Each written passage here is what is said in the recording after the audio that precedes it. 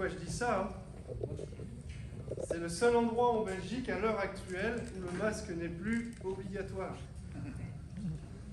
Alors, la prochaine fois, si vous n'avez pas trop aimé les Flamands jusqu'à maintenant et la Flandre, repensez à ça s'il vous plaît. Voilà, vous m'entendez? Allô la Terre, ici la Lune. C'est bon? Voilà, bonjour, enfin bonsoir à tous. Je suis très heureux d'être parmi vous pour vous partager la parole, c'est un honneur qui m'est fait. Alors je suis content de voir aussi des visages que je connais. Il y a des anciens élèves, mais j'ai vu aussi d'autres personnes qui ne sont pas de mes anciens élèves qui sont là. Alors ça me fait chaud au cœur, ça me fait plaisir de vous voir. Alors avec l'église de Tubize et les autres assemblées, nous avons prié de tout cœur pour votre pasteur Paolo lors de ses récents ennuis de santé. Et nous rendons grâce à Dieu qui a choisi de le relever. Amen. Prenons soin de nos conducteurs spirituels. Prions pour eux, c'est important. Alors comme nous sommes voisins, je vais mettre mon chronomètre aussi, pour pas qu'on soit là jusqu'à demain. Comme nous sommes voisins, parce que je suis pasteur à Tubize et que Halle est pas très loin de Tubize comme commune, j'avais proposé à Carmelo, au pasteur Carmelo, que si l'église avait des difficultés avec les ennuis de santé de Paolo, je serais prêt à venir au pied levé pour donner un coup de main. Et c'est ce qui explique un petit peu ma présence cet après-midi. Normalement, il faut planifier 6 mois à l'avance ma venue. Mais là, j'étais très heureux de vraiment venir au pied levé pour pouvoir soulager un peu l'équipe pastorale. Et d'ailleurs, j'ai reçu le message que je vais vous partager juste avant d'avoir le coup de fil du pasteur Carmelo. J'étais dans mon temps de prière, de culte personnel le matin, et j'ai reçu une prédication, et je savais que ce n'était pas pour Tubize, parce qu'à Tubize, c'est pas qu'ils n'ont pas besoin de ce message, ils en ont besoin, mais on est dans une autre thématique. Et le pasteur Carmelo m'appelle, et le plus difficile pour un pasteur, c'est d'avoir quelque chose à dire, un message. Et là, j'avais un message. Alors j'ai pu dire oui à l'invitation, avec le cœur en paix. Alors j'aimerais que nous nous arrêtions ensemble sur une partie de la prière modèle de Jésus, connue sous le nom de notre Père. Matthieu 6, 12, et la partie qui m'intéresse ce soir, c'est celle-ci. Pardonne-nous nos offenses, comme nous aussi nous pardonnons à ceux qui nous ont offensés. Amen. On va prier pour que le Seigneur bénisse sa parole. Père, me voici devant toi, et mon désir ce soir, c'est simplement de pouvoir partager un enseignement qui est bien connu, très connu. Un des plus connus peut-être des évangiles, des enseignements que tu nous as laissés. Je voudrais prier pour que ton esprit transporte ce message dans nos cœurs et pour que ça devienne du concret, pour que ça porte du fruit en nous. Nous avons besoin de nous rappeler ces choses, mais nous avons surtout besoin de vivre ces choses, alors que tu puisses nous aider à nous emparer de cet enseignement dans le nom de Jésus. Amen. Alors je vais commencer par quelques remarques au sujet du Notre Père. Certains croyants ont pensé qu'il suffisait de le répéter à plusieurs reprises ou de le réciter machinalement pour en tirer un bénéfice. Ce n'est clairement pas dans ce but que Jésus a donné cette prière modèle. Répéter des mots, quand bien même il s'agit des mots et des phrases prononcées par Jésus lui-même, n'a aucun pouvoir de bénédiction. C'est d'ailleurs surprenant que cette façon de faire se soit développée dans le christianisme, car Jésus avait dit ceci juste avant de partager la prière modèle du Notre Père. Quand vous priez, ne répétez pas sans cesse les mêmes choses. Tiens. Comme les païens, ils s'imaginent que Dieu les exaucera s'ils parlent beaucoup. J'ai bien aimé ici la traduction français courant. Ils s'imaginent que Dieu les exaucera s'ils parlent beaucoup. Ne les imitez pas, car Dieu votre Père sait déjà de quoi vous avez besoin avant que vous lui demandiez. Amen. Rappelons-nous que Dieu ne va pas nous donner ce que nous avons envie parce que nous allons l'user par nos paroles, ni même parce que nous démontrons que nous voulons très fort ce que nous demandons dans nos prières, ni même parce que nous nous persuadons qu'il va nous le donner. Non, Dieu ne nous donne pas ce que nous avons envie, il nous donne ce que nous avons besoin. Il sait de quoi nous avons besoin, parfois même quand nous-mêmes nous ignorons ce dont nous avons réellement besoin. Alors cette prière modèle n'est pas à considérer comme une incantation mystique, mais comme une liste d'ingrédients qui devraient alimenter nos prières quotidiennement.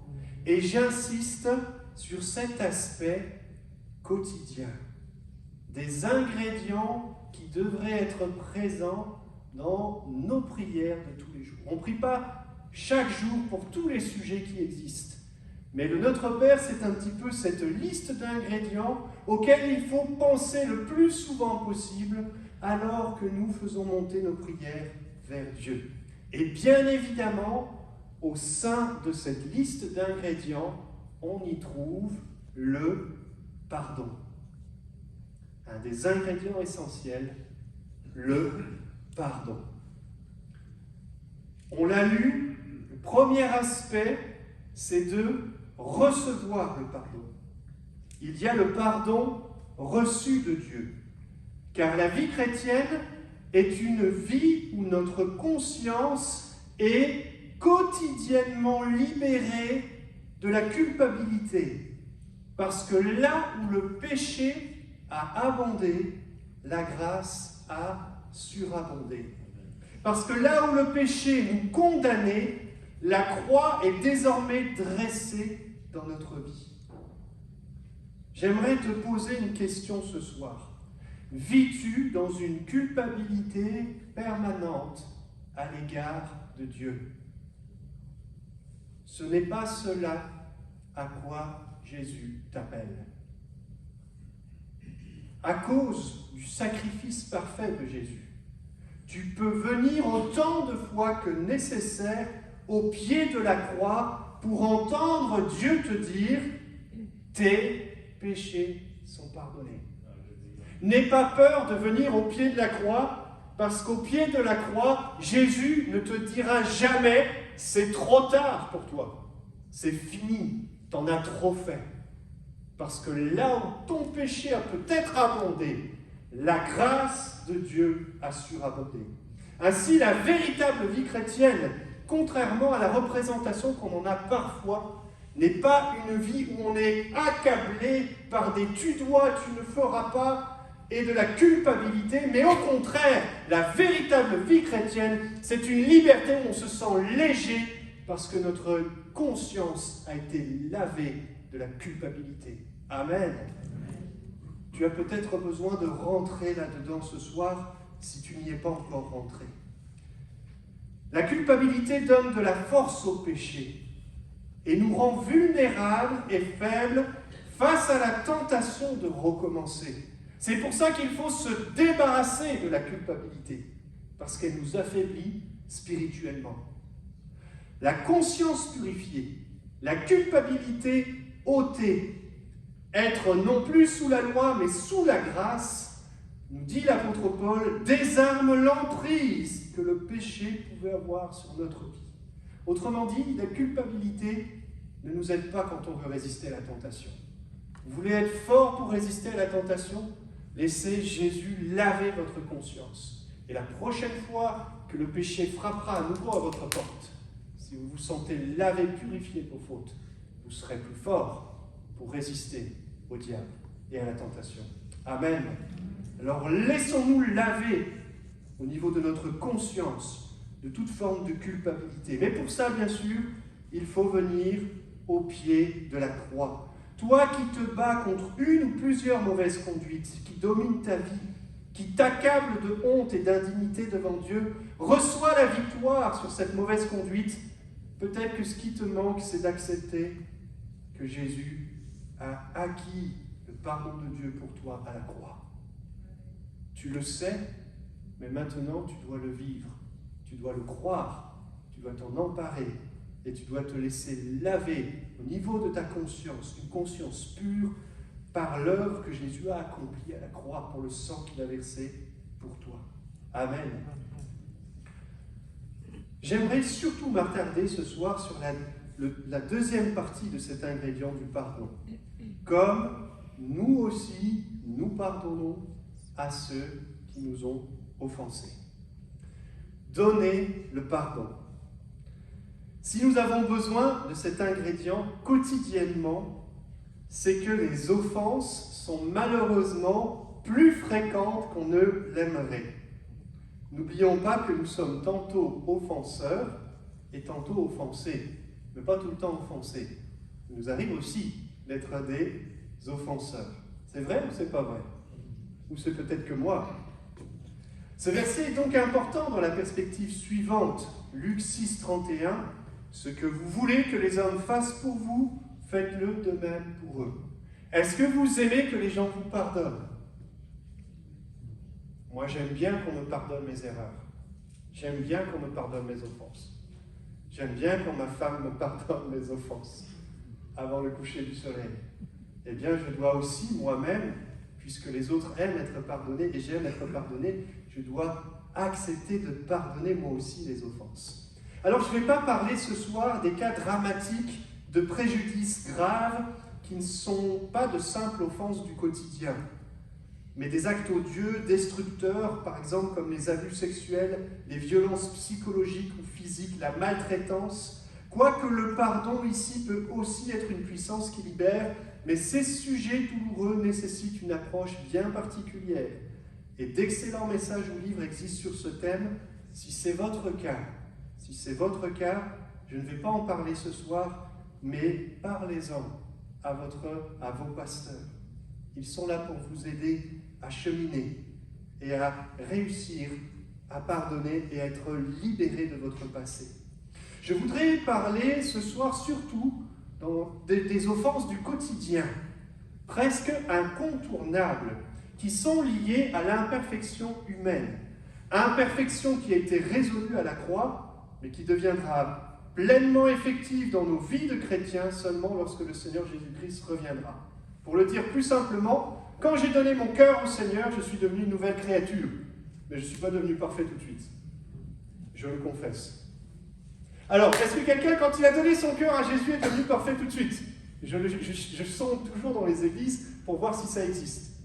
Selon certains théologiens, c'est possible. Mais je suis toujours à la recherche. Alors, est-ce que vous êtes imparfait cet après-midi? Et pourtant, vous avez donné votre cœur au Seigneur. Alors, on va parler de ça. Des imperfections du quotidien. Ces offenses qui peuvent se produire entre collègues, mais aussi entre conjoints, entre parents et enfants, entre frères et sœurs de sang, et aussi entre disciples à l'église, quand on vient servir le Seigneur. Quelques exemples de ces offenses. Lorsque quelqu'un exprime sa colère de manière inadéquate à cause de la fatigue, de la frustration, d'un sentiment d'injustice. Ça arrive, ça, au milieu de vous? Est-ce que ça arrive dans vos familles, quelquefois, que vous soyez fatigué, en colère, et puis vous exprimez mal votre colère? La colère n'est pas un péché, puisque Dieu peut se mettre en colère. Mais parfois, la colère s'exprime de la mauvaise manière. Ça nous arrive, pas vrai? Est-ce que ça offense notre entourage? Ah ben oui, hein, c'est jamais agréable quand quelqu'un se met en colère et dit ou réagit d'une manière qu'il ne devrait pas, même si c'est lié à la fatigue ou à la frustration, mais c'est jamais agréable, c'est offensant. Je suis sûr qu'on a tous été offensés par quelqu'un qui, tout d'un coup, a pété une colère devant nous, on n'a pas compris pourquoi. Ça nous arrive à tous. À la maison, au travail, et même à l'église parfois. Autre exemple, alors parmi les façons de se mettre en colère, vous avez dans le Sermon sur la montagne, par exemple, les Juifs qui disaient « raka ». C'était une forme d'injure. Hein. Alors nous aussi, on a parfois des choses qui dérapent avec notre bouche. Hein. Ça commence parfois par « espèce de » ou bien « petit » ou plus directement « pip ». voilà, je ne vais pas vous faire une liste cet après-midi.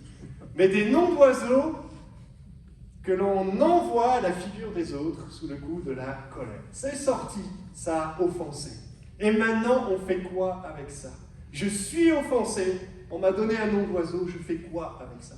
La personne ne le pensait peut-être pas, mais elle l'a dit, et puis moi, je me sens offensé.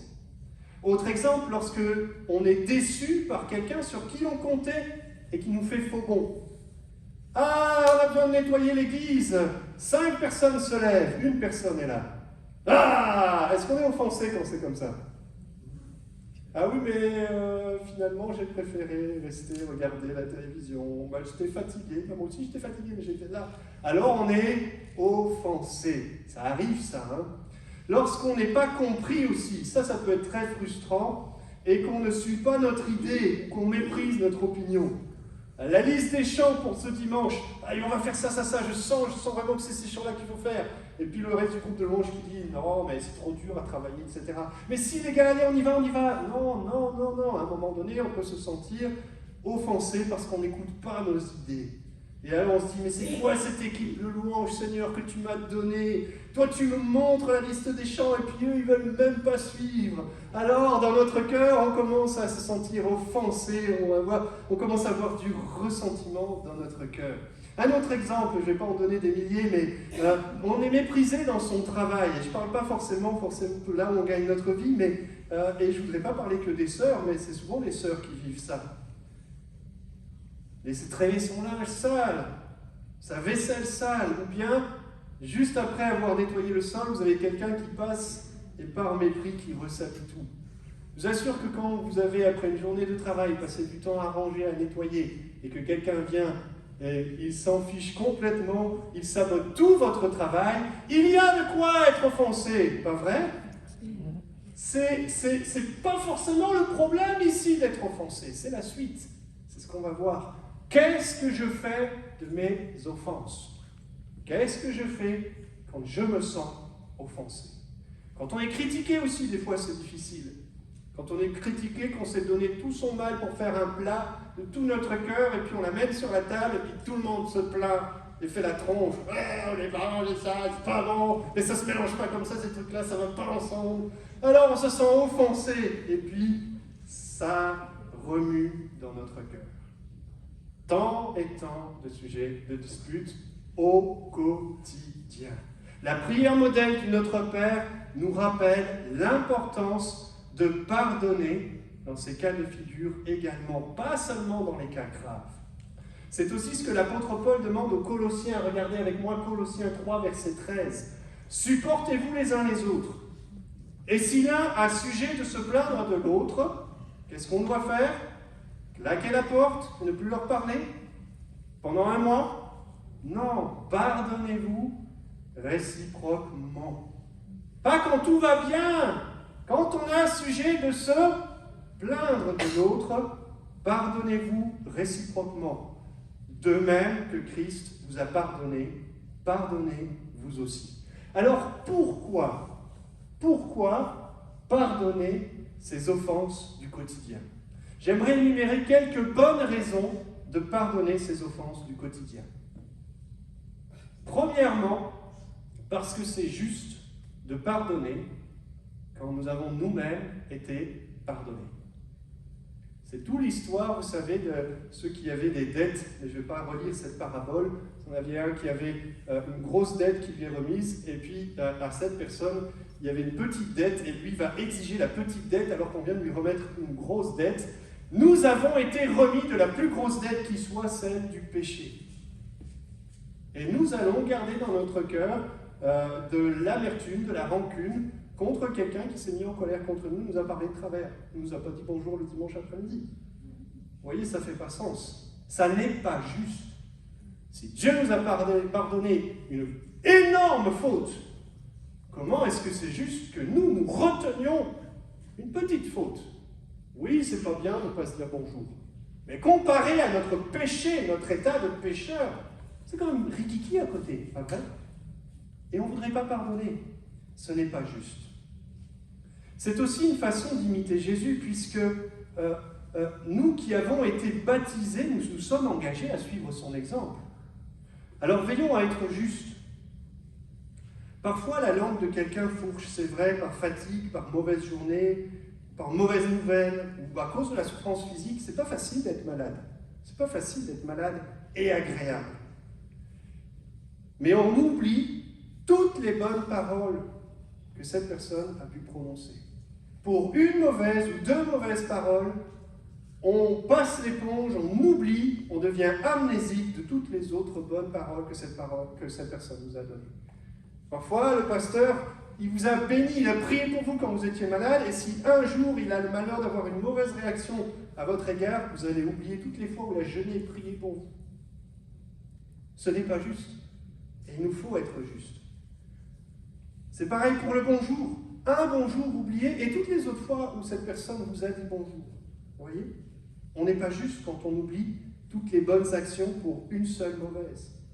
Ou bien pour la disponibilité, peut-être que les personnes qui vous ont laissé tomber une fois, vous avez rendu des services plein d'autres fois. Si nous voulons être justes, nous ne pouvons pas regarder que à la fois où la personne n'a pas été disponible. Vous avez peut-être demandé un jour de l'aide par téléphone à quelqu'un qui ne lui a pas décroché. Mais si vous avez appelé cette personne, c'est peut-être parce qu'avant, 100 fois, elle avait décroché. Mais vous n'allez plus lui parler parce qu'une fois, elle n'a pas décroché. Est-ce réellement juste ? Si nous sommes justes, nous devons prendre en compte aussi les bienfaits que les personnes nous ont accordés. Encore un élément important, et peut-être le plus important ce soir, qui rend le pardon nécessaire. Les sentiments qui peuvent naître suite au non-pardon ont un impact spirituel. Ils représentent une menace pour la qualité de notre relation avec Dieu. Cet impact spirituel est mis en évidence par l'apôtre Paul dans la lettre aux Éphésiens, chapitre 4. Vous avez le verset qui s'affiche. « Si vous vous mettez en colère, ne péchez pas, que le soleil ne se couche pas sur votre colère. » Pourquoi ? Pourquoi ? Et ne donnez pas accès au diable. Vous voyez que le fait de ne pas pardonner, de garder des choses dans son cœur, de s'être à un moment donné mis en colère, de ne pas chercher la réconciliation, ça a un impact aussi spirituel. Parce qu'il y a danger de donner accès au diable. C'est pas une petite affaire, ça. Paul, ici, il n'est pas dans la surenchère. Donner accès au diable. En tant que chrétien, est-ce qu'il n'y a pas quelque chose de plus important que de justement toujours fermer la porte au diable? Et là, on voit un élément qui peut donner accès au diable. Alors, on doit y porter une attention toute particulière. Et parfois, on est négligent sur ces détails, parce que c'est des détails du quotidien. Parce que oui, se mettre en colère une fois, mais garder les choses dans son cœur, on minimise l'impact que ça peut avoir. Et on accumule, et on accumule, et on accumule. Et j'aimerais vous faire une petite illustration par rapport à ce danger. J'ai ramené un petit peu de matériel. J'espère que vous voyez tous. Ça va ? Pour l'instant, vous ne voyez pas ce qu'il y a dedans. Alors, vous voyez ici, ça représente notre cœur. Le miracle que Dieu fait, c'est qu'il purifie notre cœur. J'en ai parlé tout à l'heure avec le pardon. Nous sommes pardonnés. Le miracle que Jésus-Christ amène dans nos vies, c'est aussi le miracle d'un cœur pur. Donc, imaginez, ce verre, c'est notre cœur. Et là, c'est un cœur qui est pur. Et puis, que se passe-t-il ? Eh bien, au fur et à mesure de la journée, on rencontre les imperfections des autres et on est confronté à une première offense. On arrive à l'église et puis on voulait être assis à telle place, et puis celui qui place les gens nous dit « Non, ne t'assois pas là ». Et on se sent offensé. Et puis on commence à en vouloir aux frères. Et au lieu d'évacuer ça, on laisse, non pas l'offense, mais l'amertume ou la rancœur liée à l'offense, on la laisse s'installer dans notre cœur.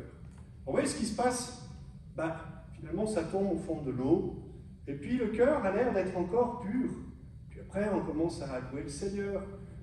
Bien, à la maison, on a été offensé le matin par la réaction de son mari, qui nous parle sur un ton qui ne nous a pas plu.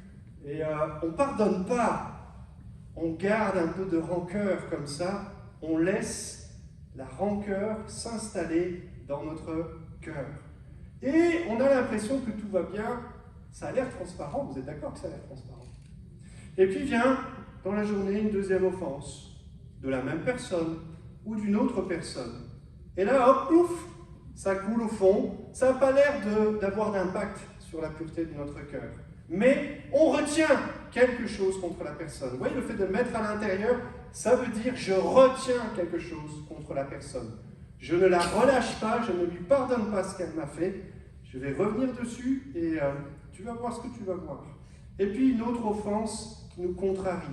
Et au lieu de dire je pardonne, je mets ça dans mon cœur. Et je mets comme ça les offenses à plusieurs reprises, dans la journée, dans la semaine, dans le mois. Et puis j'ai l'impression que ma vie chrétienne va bien. Il y a juste quelques dépôts au fond de mon cœur. Des gens à qui je n'ai pas pardonné, à qui je continue d'en vouloir. Alors, ben oui, quand la vie est calme, on a l'impression que le cœur est pur. Mais qu'est-ce qui va se passer? Au moment de l'épreuve, au moment où ça secoue dans nos vies, au moment de la tentation aussi, eh bien, notre cœur est secoué. Et notre cœur qui nous paraissait pur et sans problème, qu'est-ce qui se passe? Quand il y a l'épreuve, il devient noir, il devient sale. Et la Bible dit que c'est de l'abondance du cœur que la bouche parle. Alors oui, quand l'épreuve vient, parce qu'on n'a pas pardonné, parce qu'on a accumulé offense sans pardonner, c'est pas tout de suite que ça éclate. Mais à un moment donné, quand il y a une grosse épreuve, eh bien là, on explose et là, on pêche. Et là, on devient méchant.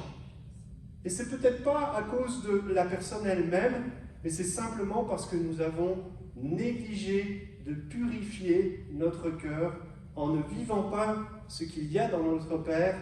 Pardonne-nous nos offenses, comme nous pardonnons aussi à ceux qui nous ont offensés. Alors mes amis, la solution, vous voyez, si j'attends, même tout le paquet d'offenses que j'ai mis là-dedans et de rancœur, si maintenant je le pose et que j'attends une demi-heure, ça va de nouveau devenir plus ou moins transparent. Et mes amis, on n'est pas prêt aux épreuves tant qu'on n'a pas fait un véritable travail de purification. Et comment ce travail de purification s'opère? Comment est-ce que nous pouvons purifier nos cœurs de tout ça? Eh bien, il faut relâcher. Il faut dire, Seigneur, je leur pardonne.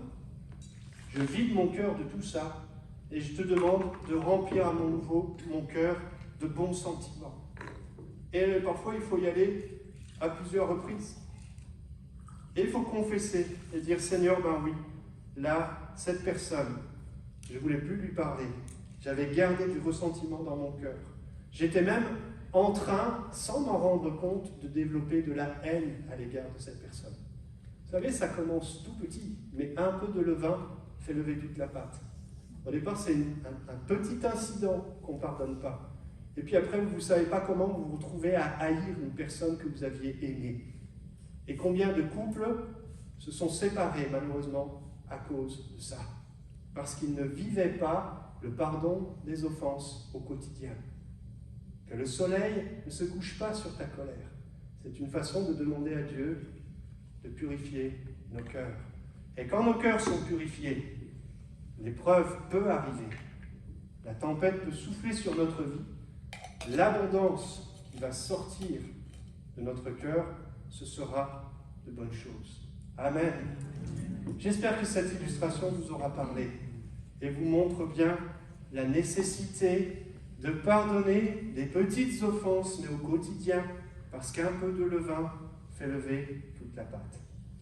Alors je conclus avec ceci. Souvent j'entends cette remarque en tant que pasteur, oui, mais je suis fatigué de passer l'éponge.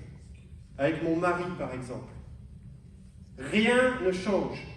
Je lui pardonne, mais c'est tout le temps les mêmes choses qui reviennent. Et à un moment donné, on a envie de dire, il a eu sa chance ou elle a eu sa chance.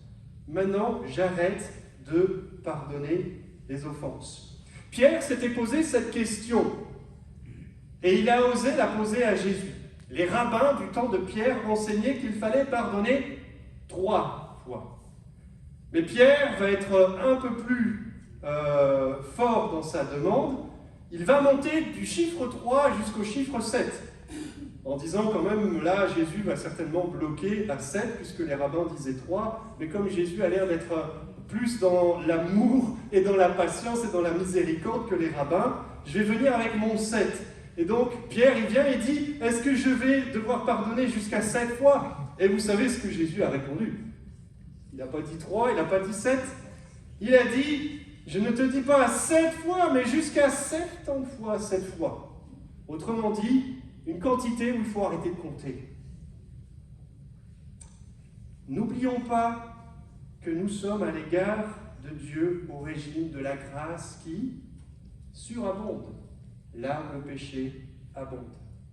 Mes amis, et là je rappelle que je parle des offenses du quotidien, je ne parle pas des choses très graves comme les abus sexuels, je parle des offenses du quotidien. Dans toutes ces offenses du quotidien qui concernent des sujets qui ont une importance toute relative, qui ne sont pas des questions de vie ou de mort, mais des contrariétés ou des désaccords de point de vue, ou des manifestations de la fatigue, ou parfois, toutes ces choses-là ont parfois des conséquences disproportionnées par rapport à leur enjeu. Choisissons nos combats, mes bien-aimés. Pour des chaussettes qui ne sont pas mises au sale, ne détruis pas ton mariage. Parce qu'on ne mange pas au resto que tu avais choisi, ne gâche pas les vacances de toute la famille. Pour un frère qui ne t'a pas dit bonjour, ne quitte pas l'église. Parce que tu ne fais pas un soliste dans le groupe de chant, ne boude pas dans ton coin ou ne laisse pas tomber ton ministère. Ne laisse pas l'ennemi noircir ton cœur. C'est tellement dommage. Ça n'en vaut pas la peine. Il y a des combats qu'il nous faut mener. Mais pour ces choses-là, pardonnons. Amen. Pour un coup de colère de ton meilleur ami, ne détruis pas une belle amitié de plusieurs années. C'est tellement dommage. C'est tellement dur à construire l'amitié.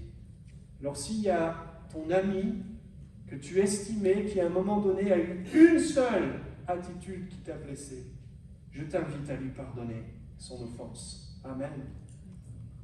Toutes ces offenses du quotidien ne valent pas la peine de détruire la paix. Bienfait tellement plus précieux que d'avoir raison, d'avoir le dernier mot, d'avoir sa maison en ordre, d'être allé au resto où on avait envie d'aller. La paix. Après avoir exhorté les Colossiens à se supporter les uns les autres, le texte que je lisais tout à l'heure dans Colossiens, l'apôtre Paul rajoute ceci au verset 14 et 15. Mais par-dessus tout cela, revêtez-vous de l'amour, qui est le lien de la perfection. Et regardez de quoi il est question ensuite, que la paix de Christ. La paix de Christ, à laquelle vous avez été appelés pour former un seul corps, règne dans vos cœurs. Est-ce que c'est l'offense qui doit régner dans nos cœurs? C'est la paix de Christ qui doit régner dans nos cœurs. Amen. Et soyez reconnaissants. Éphésiens 4, versets 1 à 4. Je vous encourage donc, moi le prisonnier dans le Seigneur, à vous conduire d'une manière digne de l'appel que vous avez reçu. Et quelle est cette manière digne de vivre? En toute humilité et douceur, avec patience. Tiens, encore une fois, supportez-vous les uns les autres dans l'amour, et forcez-vous de conserver l'unité de l'esprit par le lien de la paix. Amen. Mes amis, pensons à cette paix. Cette paix que Jésus est venu apporter dans un monde qui ne connaît pas la paix. Il a dit, je vous laisse la paix du monde, mais moi je vous donne ma paix. La paix de Christ, c'est le shalom qu'utilisent les Juifs pour se saluer. Et ce mot hébreu a une force incroyable. Il veut dire quand l'attitude où tout est accompli, tout est parfait, quand dans notre cœur il y a cet état de bien-être, de plénitude, tel que Dieu nous avait créé au commencement. C'est ça le shalom. Eh bien cette paix, c'est ça notre combat. Nous devons combattre pour maintenir la paix. Nous devons combattre pour maintenir la paix dans nos familles. Nous devons combattre pour maintenir la paix à notre travail, avec nos collègues qui parfois ne connaissent pas Dieu. Nous devons combattre pour maintenir la paix avec nos enfants, dans nos relations avec nos enfants ou avec nos parents. Si tu es un jeune, la paix avec tes parents est plus importante que tu puisses sortir, aller à droite, à gauche, faire les idées que tu as envie. La paix est plus précieuse que ça. La paix. Et dans l'Église, plus qu'ailleurs, c'est la paix qui doit régner. Alors pour des détails, ne perdons pas cette paix. Et peut-être que ce soir, eh bien, par rapport à tout ce que j'ai dit, certains d'entre nous avons besoin de vivre le nettoyage que vous avez vu au travers de cette illustration. Vous savez qu'Ésaü avait reçu une bénédiction de Dieu. Oui, Ésaü. Et vous savez qu'Ésaü a renoncé à sa bénédiction de Dieu. Pourquoi? Un plat de lentilles. C'est pour quelle raison, pour quel motif nous allons sacrifier la paix qui doit régner dans l'Église? Examinons ça. Est-ce que ce n'est pas un plat de lentilles finalement? Pour quelle raison tu vas détruire la paix dans ton couple? Est-ce que ce n'est pas un plat de lentilles? Pour le nombre de matchs de football que tu peux regarder, ne détruis pas la paix dans ton couple, ça n'en vaut pas la peine. Alors j'aimerais qu'on puisse prier ce soir. J'aimerais qu'on puisse laisser Dieu sonder nos cœurs. Je vous l'ai dit tout à l'heure, quand l'offense et la rancœur sont tombées au fond du vase, l'eau semble pure. Mais c'est quand il y a l'épreuve qu'on se rend compte que ça ne va pas. Et peut-être que ça t'a parlé parce que en temps normal, tu arrives à te contenir et puis dès qu'il y a l'épreuve, paf, ça explose dans tous les sens. Et tu pleures à cause de ça. C'est parce que ce soir, il faut pardonner. Tu as peut-être quelqu'un que tu dois relâcher. Quelqu'un à qui tu en veux, tu dois le relâcher ce soir. Même s'il ne t'a pas demandé pardon, tu dois le relâcher ce soir. Seigneur,